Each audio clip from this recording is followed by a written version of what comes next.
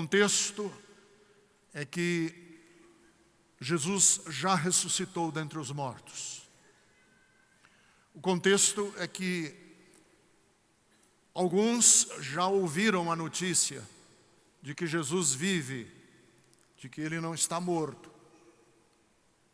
E naquele mesmo dia, diz o texto, 2 dos discípulos de Jesus estavam indo para um povoado chamado Emaús, a 11 quilômetros de Jerusalém.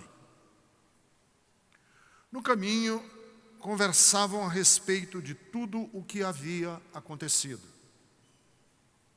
Enquanto conversavam e discutiam, o próprio Jesus se aproximou e começou a caminhar com eles.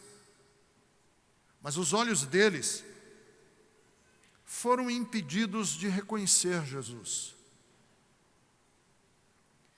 E Jesus lhes perguntou: sobre o que vocês estão discutindo enquanto caminham? Eles pararam, com os rostos entristecidos.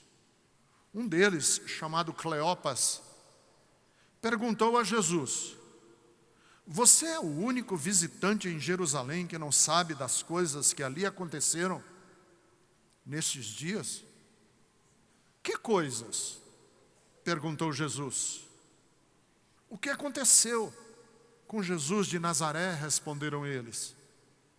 Ele era um profeta, poderoso em palavras e em obras, diante de Deus e de todo o povo. Os chefes dos sacerdotes e as nossas autoridades o entregaram para ser condenado à morte e o crucificaram. E nós esperávamos que era ele que ia trazer a redenção a Israel. E hoje é o 3º dia desde que tudo isso aconteceu. Algumas das mulheres entre nós nos deram um susto hoje. Foram de manhã bem cedo ao sepulcro e não acharam o corpo dele.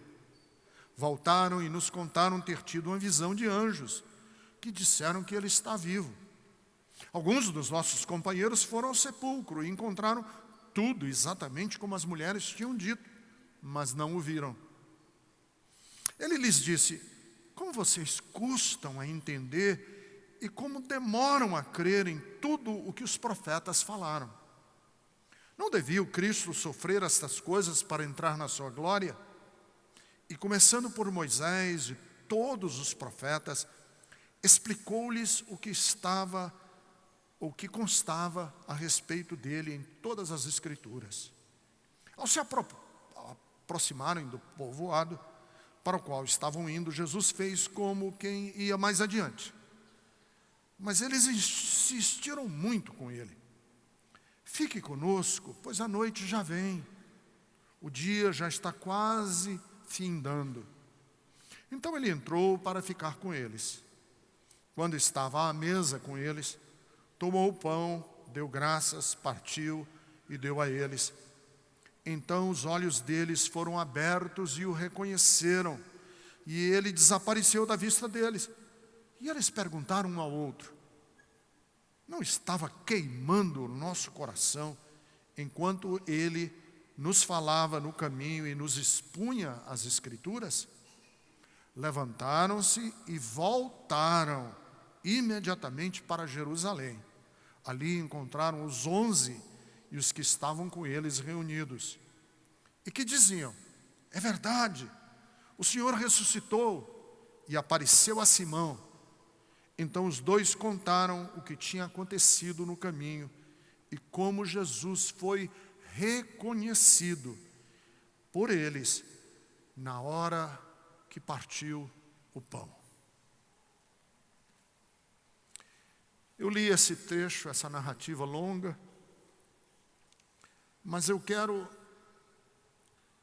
chamar a atenção de vocês para o versículo, a última parte do versículo 17. Eles pararam com o rosto entristecido. Você me pergunta e diz: Ricardo, qual a enfermidade mais universal? A tristeza. Qual a força mais destruidora da nossa saúde física? Que os psicólogos e psicanalistas chamam de força psicossomática. Qual é a mais destruidora delas? A tristeza. Qual o sentimento mais ameaçador e perigoso da nossa existência?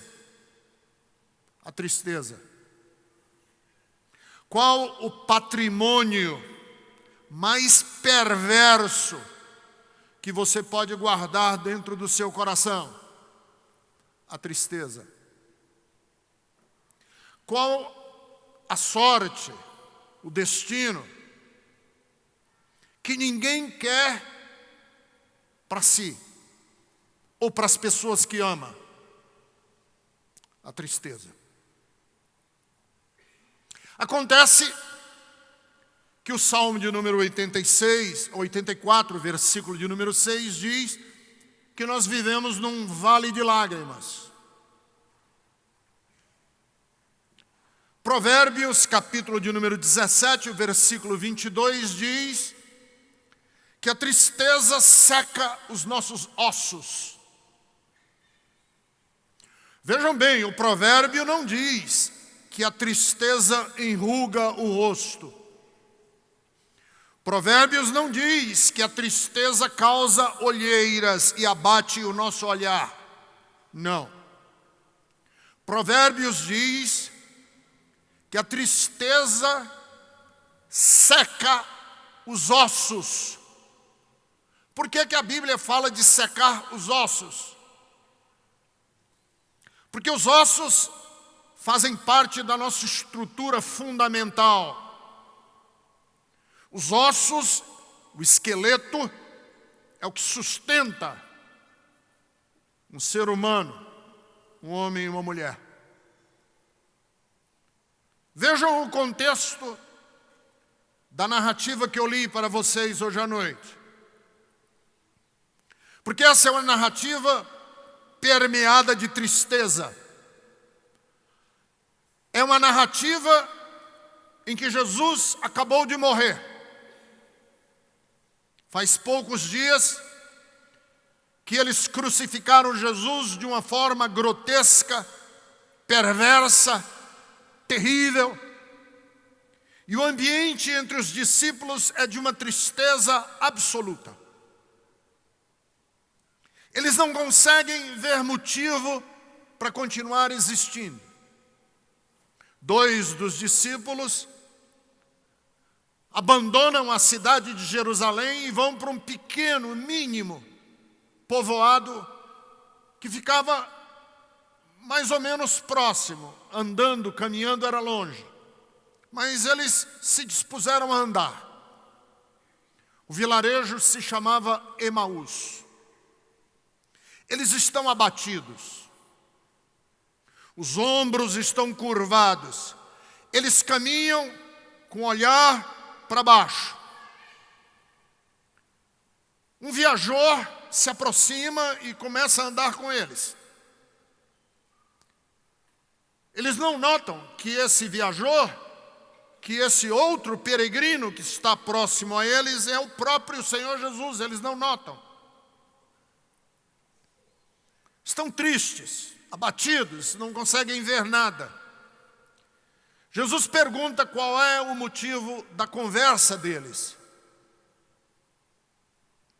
Qual é o motivo? O que é que permeia o que vocês conversam entre vocês? O que é que está acontecendo? Por que vocês estão assim tão cabisbaixos? Por que o olhar de vocês não tem brilho? Qual o motivo de tamanho desânimo? Jesus pergunta. E o texto diz no versículo de número 17 que eles pararam entristecidos, tristes. O texto diz que eram dois. Um deles se chamava Cleopas.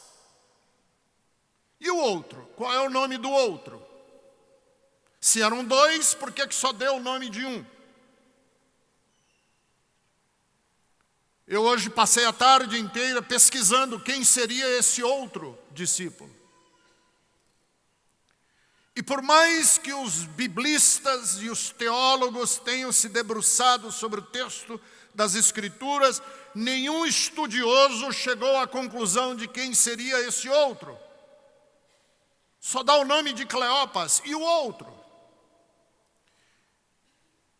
E eu próprio cheguei à conclusão de que a razão pela qual a Bíblia não menciona esse outro discípulo é para que você coloque o seu nome aí. Eram dois viajantes. Um se chamava Cleopas e o outro se chamava Ricardo Gondim, Vili.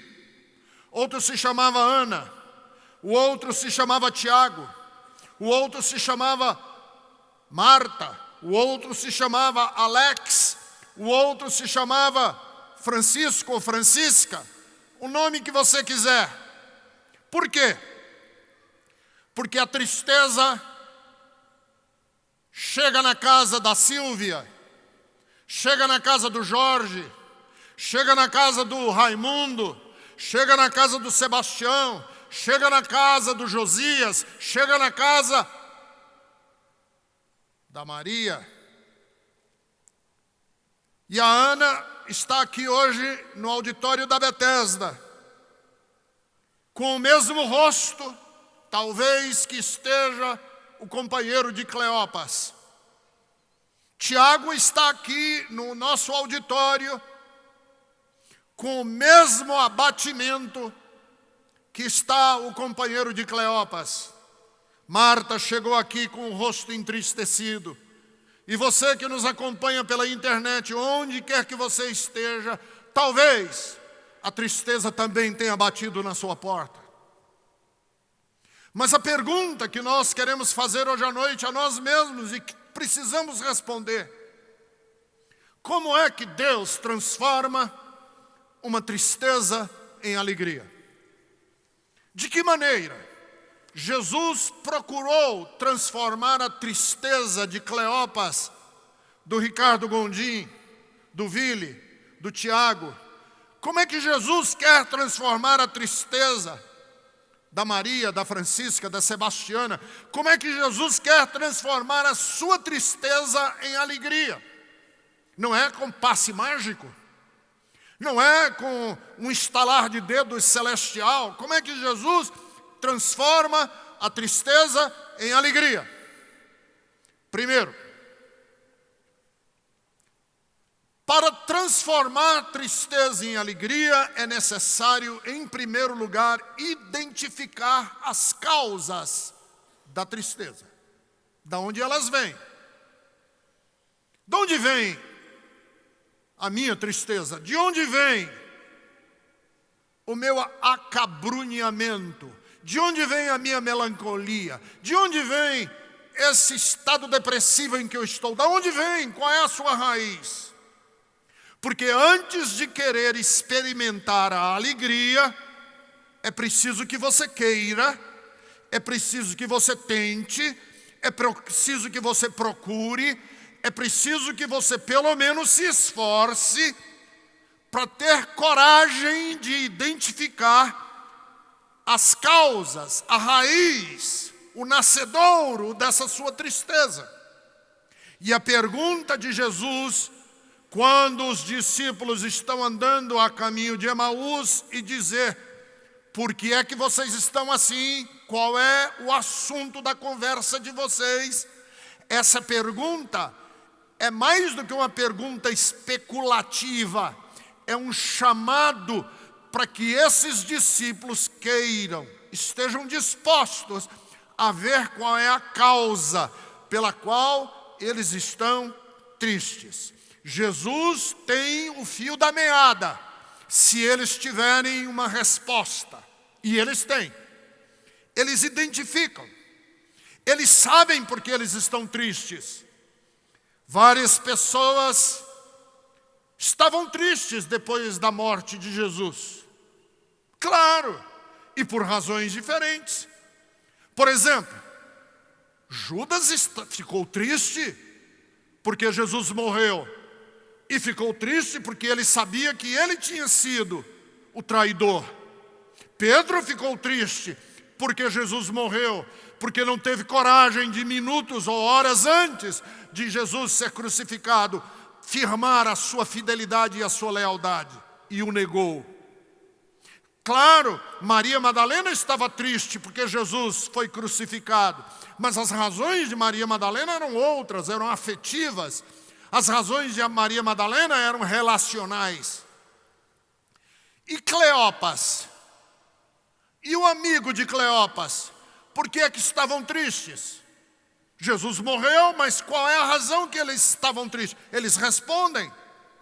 Ele era profeta, poderoso em palavras e obras diante de Deus e de todo o povo. Os nossos chefes e as autoridades entregaram ele para ser crucificado, o crucificaram à morte, e nós esperávamos que ele ia trazer redenção a Israel, e ele morreu. Por que é que eles estão tristes? Eles estão tristes não porque negaram, eles não estão tristes porque traíram, eles não estão tristes porque o perderam, eles estão tristes porque tinham uma expectativa. Eles estão tristes porque Jesus não supriu as expectativas que eles tinham no coração deles. E aqui vem muitas vezes a causa da nossa tristeza. Se a expectativa é irreal, se você tem uma expectativa irreal, não tem nada e não tem ninguém que possa tirar de dentro de você a sua tristeza. Não porque a pessoa não consegue, não porque o psicanalista é incapaz, não porque o pastor não tem poder, não porque Deus não pode. Essa expectativa não vai sair do seu coração, não é por falha de poder, mas é falha de reconhecer. Porque se você não reconhecer que a expectativa é que está errada, não tem como resolver. É preciso reconhecer que a expectativa é a raiz, e as nossas expectativas irreais podem causar tristezas em nós. Como é que eu sou curado? Tratando da expectativa. E eles estavam com uma expectativa completamente equivocada de Jesus. Eles achavam que Jesus seria um líder político. Eles achavam que Jesus ia ser uma espécie de tuxal, de cacique, de general, que viria derrubando com o poder de Roma e que ia estabelecer o seu reino secular aqui na terra, com ministro, com exército, com poder político. Eles tinham essa expectativa e Jesus não cumpriu a expectativa deles, e por isso eles estão abatidos. Deixa eu perguntar para você, quais são as suas expectativas que causam tanta tristeza no seu coração? Muitas vezes, as nossas expectativas são irreais. Por exemplo, pastor, eu estou muito triste.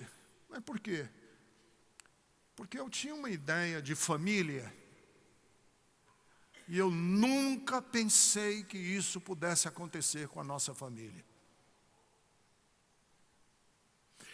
Eu estou super triste. Porque eu podia imaginar que traições podiam acontecer com outros. Mas eu jamais seria traído ou traída do jeito que fui. Eu estou muito arrasado. Porque eu jamais imaginei que um acidente tão trágico chegaria na minha casa, um câncer tão devastador, uma morte tão prematura. Eu jamais imaginei que, por ser crente, por ser filho de Deus, que os meus filhos um dia iam estar onde estão. Pois é, o problema da sua tristeza é que a sua expectativa foi equivocada. Porque você creu numa expectativa que é irreal, que não tem liga com a vida. E ainda tem uma coisa mais grave ainda. Às vezes, esses dois discípulos, além de terem expectativas falsas, eles chegaram a conclusões erradas. Eu vou explicar para vocês. Muitas vezes as nossas constatações são verdadeiras. As conclusões é que são falsas. Por exemplo, eles constataram que Jesus era um profeta. E ele era. Profeta ungido de Deus. E ele era. Poderoso em palavras e em obras. Jesus era. E aí na cabecinha deles, qual foi a lógica que eles fizeram? Uma equação matemática. Um homem, profeta, poderoso em Deus, com palavras e obras, jamais poderia ser crucificado. A dedução está errada. A constatação é certa, mas a dedução é errada. Às vezes eu constato e digo, olha, esse é um bom homem, é uma boa mulher, é uma boa família, é uma boa igreja, é uma pessoa ótima, eu não tenho nada contra. Portanto, se ele é assim, jamais vai bater na casa dele, jamais vai acontecer com ele, jamais ele vai ser surpreendido pela vida, jamais nós vamos ver um homem, profeta, servo de Deus, aceito por Deus e pelo povo, numa situação tão dramática e terrível como estava Jesus, crucificado e morto. Qual é o motivo da sua tristeza? Responda para você mesmo. Porque às vezes, se a gente detecta o motivo da nossa tristeza, a gente pode corrigir. Mas sem detectar o motivo da tristeza, a gente às vezes fica se iludindo a vida inteira. Qual o motivo da sua tristeza? É pecado? É pecado? Bendita tristeza, que está fazendo você concluir, deduzir e ver qual é a razão pela qual você está triste. Você está triste por quê? Porque agora você entendeu. Teve uma pessoa que disse que veio aqui na Bethesda, disse que ficou morrendo de raiva comigo. Eu disse, não fala isso, eu não quero saber, eu não quero saber, eu não quero saber. Não gosto de ouvir o Gondim que ele põe a gente com os pés no chão. Se eu conseguir colocar os seus pés no chão e tirar você do delírio, tirar você da fantasia, da magia, se eu conseguir tirar você do devaneio e colocar você com o pé no chão, bendita tristeza, porque a Bíblia diz que a tristeza, segundo Deus, opera em nós arrependimento. O ruim é a gente estar negando as causas. Você está triste porque descobriu que Papai Noel não existe? Graças a Deus. Você está triste porque descobriu que Deus não é o gênio da lâmpada?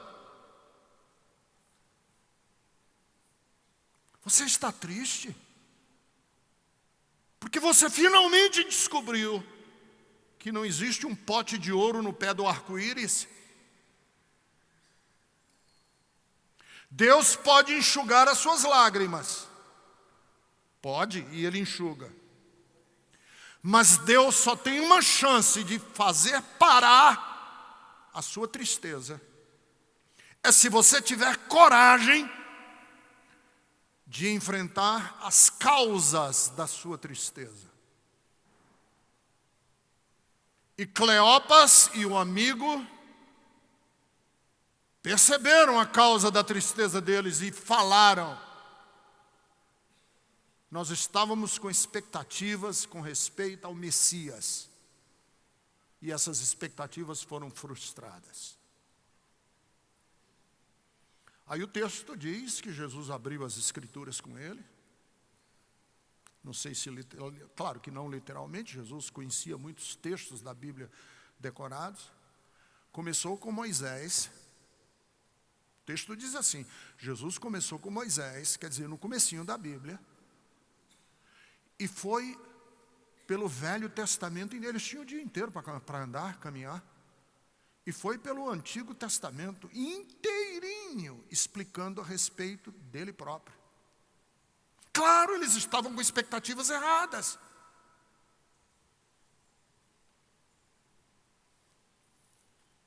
Mas o que é interessante é que Jesus não... Eles estavam tristes, abatidos. E como é que a gente transforma a nossa tristeza em alegria? Permitindo que o outro nos acolha.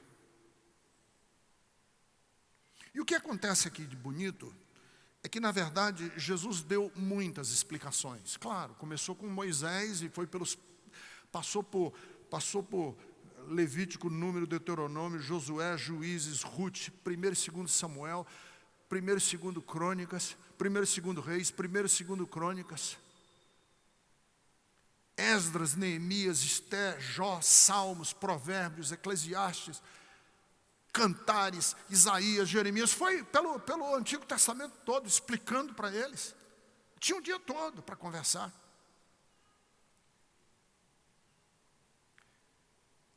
Mas o que foi que fez eles lembrarem?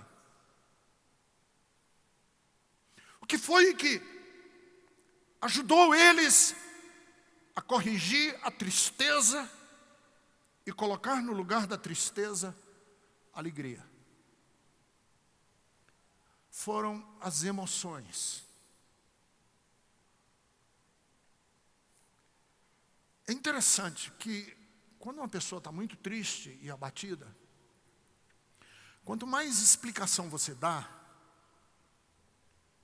mais por cima da cabeça passa. Ou como diz lá no Ceará, mais entra por um ouvido e sai pelo outro. Para pessoas que choram, eu não quero oferecer explicações. Eu quero oferecer meu ombro. E se alguma explicação eu der, ela tem que ser recheada de compaixão, de ternura, de amor. Porque quando as pessoas se sentem desprezadas, tristes, abatidas, as lógicas não ficam. Não fica lógica. Por que os discípulos no fim do dia se lembraram da conversa e do caminho que eles percorreram juntos com Jesus o dia todo? Eles não lembraram, que bom, agora que a gente está sabendo o que Isaías estava realmente querendo dizer no capítulo 53, quando ele falou que ele se levantaria como um renovo da terra. Agora que a gente está sabendo o que a Bíblia fala, o que Malaquias quis dizer, que ele finalmente se levantaria como o sol da justiça. Não, nada disso. O que eles lembraram foi, enquanto ele explicava para a gente, o nosso coração ficou com um estado de febre, estava febril, estava queimando, o coração ardeu. Jesus falava, e vez por outra a nossa pele se arrepiava.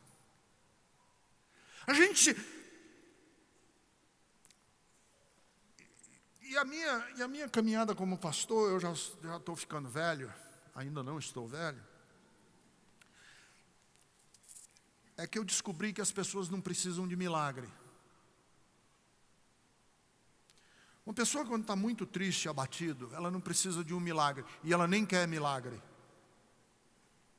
O que na verdade as pessoas precisam é de carinho. O que as pessoas precisam é de alento. Inclusive eu vou falar sobre alento, domingo de manhã aqui, no culto de Santa Ceia. E vou falar no domingo à noite também. Sabe por quê? Porque o povo de Israel estava escravizado 400 anos. E quando Deus libertou o povo de Israel do Êxodo, e o texto da Bíblia diz que saíram só homens, 600.000 homens, sem contar as mulheres e as crianças. Para eles marcharem, Deus abriu o mar em uma forma de cunha. 2 paredes, de um lado e do outro. Quando eles chegaram na fronteira de Canaã, para eles atravessarem o rio estancou, suspendeu as suas correntes. Durante os 40 anos em que eles peregrinaram pelo deserto, se o sol molestava durante o dia, vinha uma nuvem.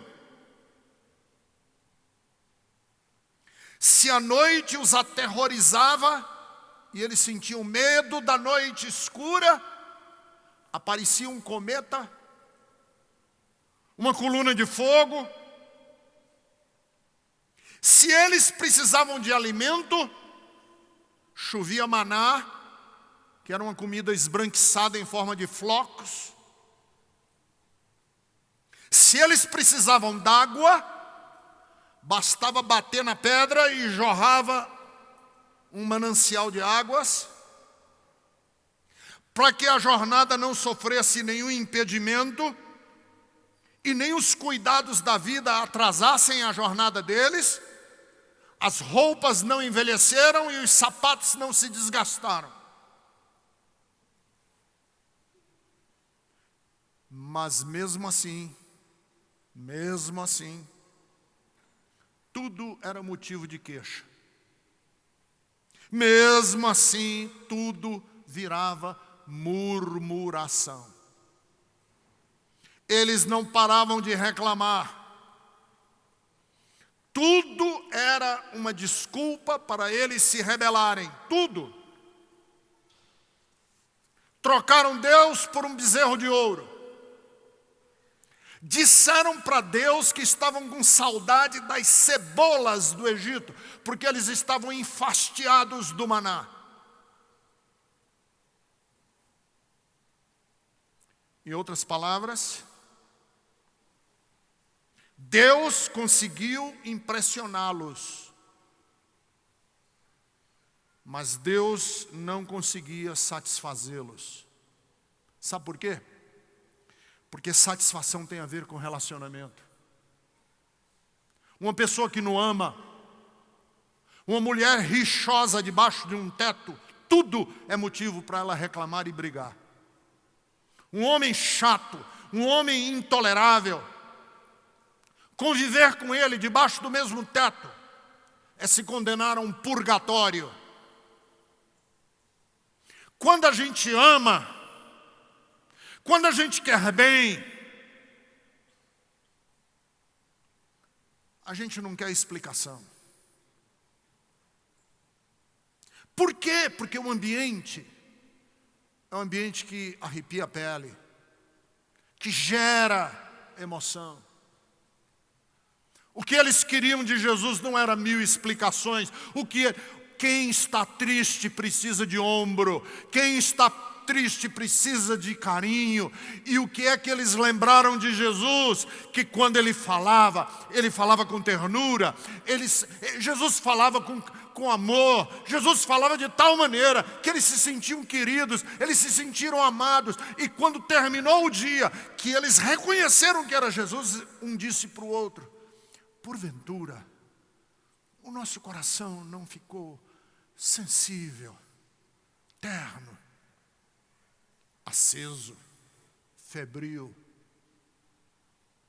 queimando, ardendo, quando ele falava com a gente? É o Senhor, é Jesus.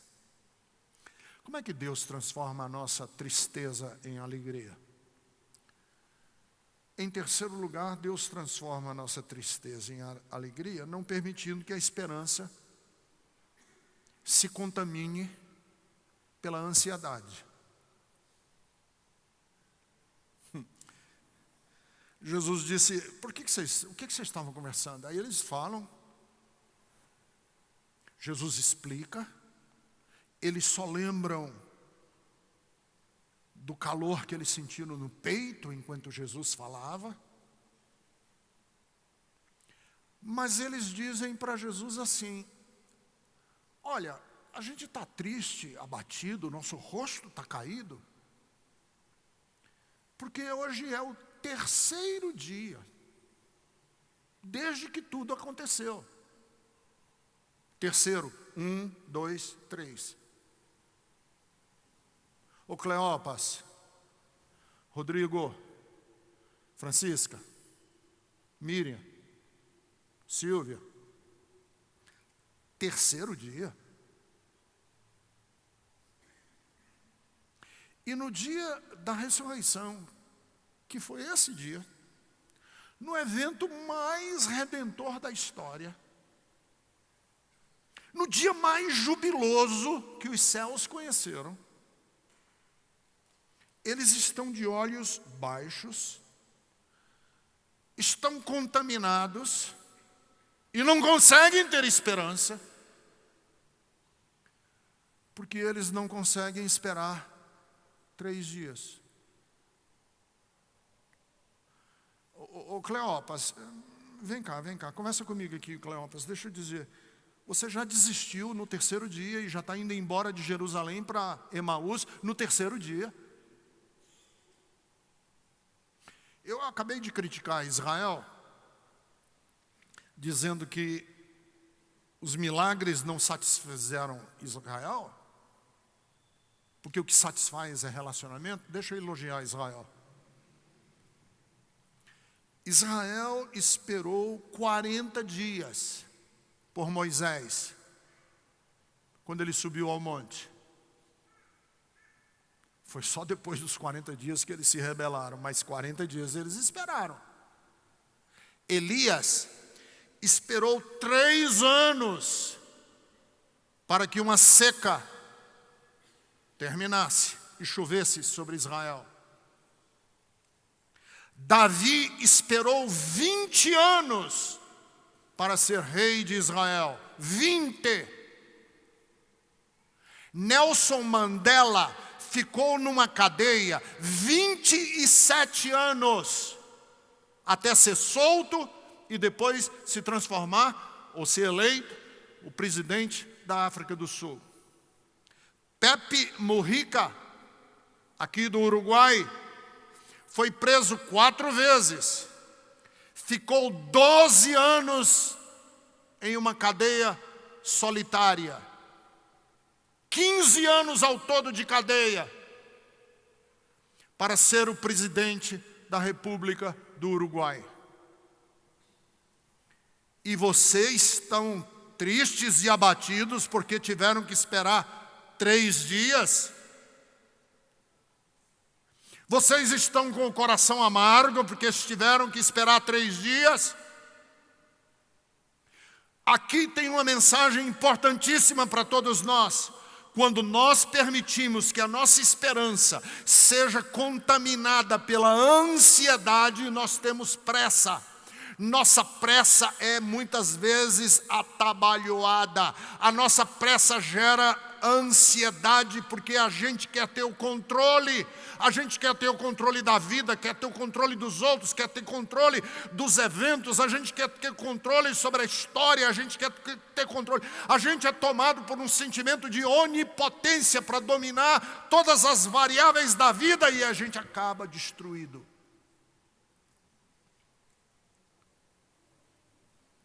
Por que vocês estão assim abatidos? Não, é o terceiro dia e a gente está assim porque nada se cumpriu. Calma! Calma! Deus ainda não escreveu o último capítulo da sua vida. calma, você ainda não viu os desdobramentos de tudo aquilo que você já viveu e vai viver. Calma, Deus continua Deus, e se nós colocamos a nossa esperança nele, podemos dizer, ainda que eu esteja debaixo de uma grande tribulação, eu posso dizer como Jó, eu sei que o meu Redentor vive e por fim se levantará sobre a terra, ainda que não haja gado no curral, ainda que todo pomar negue o seu fruto e a vida descambe, ainda assim eu colocarei a minha esperança no Senhor, porque eu sei que o meu Senhor vive e o meu Redentor se levantará sobre a terra. Essa é a nossa esperança. Aleluia.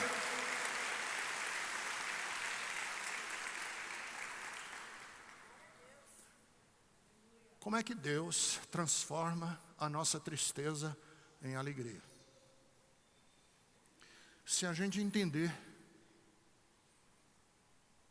que voltar não é covardia. Voltar não é covardia. Muitas vezes, voltar é coragem. Tira da cabeça de vocês essa história de que crente nunca volta. Para frente sempre. Não, tem que voltar. O texto diz que Jesus fez menção de ir embora no final do dia. Eles disseram, Senhor, não vá, fica com a gente, a noite já chega, o dia já vai terminando, a gente precisa de ti. Jesus aqueceu, eles devem ter tomado um banho, foram jantar, e quando Jesus parte o pão, o gesto de Jesus partir o pão e dar graças a Deus, é o Senhor. E quando eles dizem, é o Senhor, Jesus, desaparece do meio deles. E eu acho que o Cleopas olhou para o Gondim, olhou para Rita, olhou para Joana, olhou para o Francisco, olhou para você, Rodrigo, e disse assim, o Cleopas olhou, que era o companheiro dele, olhou para o companheiro dele e disse, o que é que a gente está fazendo aqui? O Senhor vive. O nosso lugar não é Emaús. Nós vamos voltar para Jerusalém. E pegaram o caminho de volta. Pegaram o caminho de volta para o lugar mais perigoso do mundo, naquela época, para um cristão. Pegaram o caminho de volta para um ambiente que eles achavam que era um ambiente triste, de abatimento, que era um ambiente onde os discípulos estavam. Mas eles ensinaram para a gente que voltar não é covardia. E não tem nada de errado em quem volta. Muitas vezes voltar é coragem. Por isso que o filho pródigo voltou. Ele não foi dali para mais além. Ele foi dali de volta para a casa do pai. Retroceder em nome do que é digno, do que é bonito. Retroceder e dizer errei. Retroceder e dizer a gente estava na estrada errada. Retroceder e dizer a si mesmo e aos outros, não é esse o caminho que eu quero. Pode salvar a nossa alma da tristeza, do abatimento e transformar em alegria. E você me pergunta e diz, Ricardo, Jesus devolveu a alegria para esses homens de verdade? Eu tenho 4 evidências de que Jesus devolveu. Primeiro no versículo de número 31. Então os olhos deles se abriram. Deu a eles uma nova sensibilidade. Então os olhos deles se abriram. Que o grande problema nosso é que os nossos olhos estão fechados por causa da dor, da decepção, das falsas expectativas. Os olhos deles se abriram. Segundo, Versículo de número 32. Jesus deu a eles uma percepção da alma, do coração. Eles viram o coração deles, sensível. Não estava queimando o nosso coração. Eles notaram que o coração deles não era de pedra, o coração deles era de carne. Terceiro, no versículo de número 34, Jesus deu a eles uma nova esperança. Uma nova esperança. É verdade. Quando eles chegaram lá no colégio apostólico, estava todo mundo confuso, Tomé sem acreditar direito, Maria Madalena falando uma coisa, Pedro falando outra, João falando outra, João Marcos falando outra, todo mundo falando alguma coisa. Os dois chegaram lá e disseram: é verdade, o Senhor ressuscitou. Na hora em que você disser isso com certeza no seu coração: é verdade, o meu Redentor vive e por fim se levantará sobre a terra. Eu garanto a você que sua vida será diferente. Na hora em que você acreditar de verdade que nós não servimos a um Jesus morto, nós não servimos a um Jesus defunto, nós servimos aquele que vive e que disse: eu tenho nas minhas mãos as chaves da morte e do inferno. Na hora em que você acreditar nisso, a sua perspectiva de vida muda. E por isso, Jesus deu a eles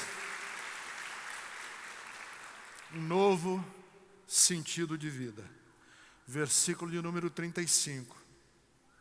Os dois reuniram todos os apóstolos, Maria Madalena, Joana, Salomé, todo o grupo dos apóstolos, talvez umas 120 pessoas. E eu fico vendo um pequeno círculo, ou um grande círculo, ele sentado assim no meio, e o versículo 35 diz: e eles contaram o que lhes tinha acontecido no caminho. Isso aqui para mim é o máximo da missão cristã. Quando falo de evangelização, e o Vili falou que a nossa oferta hoje à noite é para a evangelização. Tudo que você ofertar nesse culto hoje à noite é para que seja usado na evangelização. Por quê? Porque o ápice, a maior causa da nossa fé é a gente sentar com pessoas que a gente ama. É sentar. Isso que dá razão ao meu trabalho, dá razão a tudo que eu faço. Contar o que o Senhor tem feito por mim. Eu tenho o que contar o que Jesus fez por mim. E aí, Deus, através de Jesus, devolve a esses discípulos uma nova razão de viver. Porque eles têm uma nova sensibilidade, eles têm uma percepção da alma e do coração deles próprios, eles têm uma nova esperança, e eles têm um motivo pelo qual trabalham, vivem, existem: contar aos outros o que o Senhor fez por mim.